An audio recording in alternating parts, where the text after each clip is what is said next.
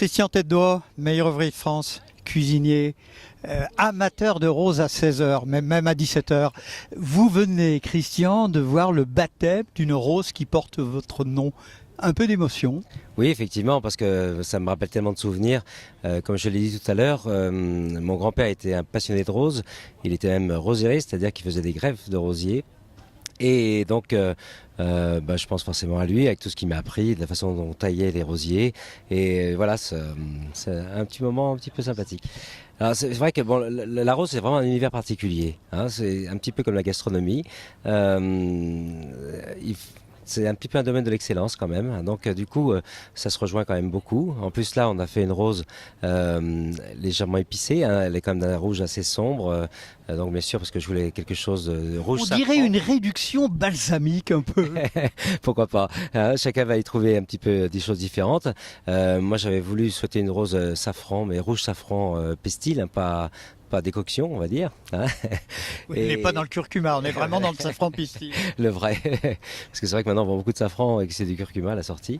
Voilà. Et donc, avec le prix du safran. Avec le prix du safran. Et là, donc, c'est une rose pleine de gourmandise, assez généreuse, hein, parce qu'elle est quand même partige 4 ou 5 fleurs. Voilà, donc ça me correspond un petit peu tout ça. Et puis 90 pétales, hein, c'est pas une rose frivole. Oui, tout à fait. Donc des pétales qui tiennent bien, 90 pétales, effectivement. C'est une rose bien serrée.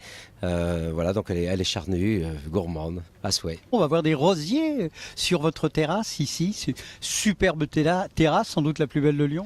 Alors sur la terrasse, ça va pas être facile, mais en tout cas très proche du restaurant. Donc j'ai un espace effectivement où je vais planter tout un parterre de cette rose pour bien la mettre en valeur et que les gens puissent en profiter.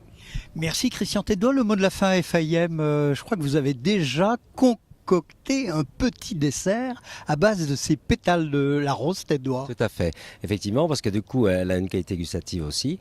Et donc, on a créé un dessert pour cette occasion, donc à base de fruits rouges, bien sûr, parce que le fruit rouge, la framboise notamment, avec la rose, ça va merveilleusement bien.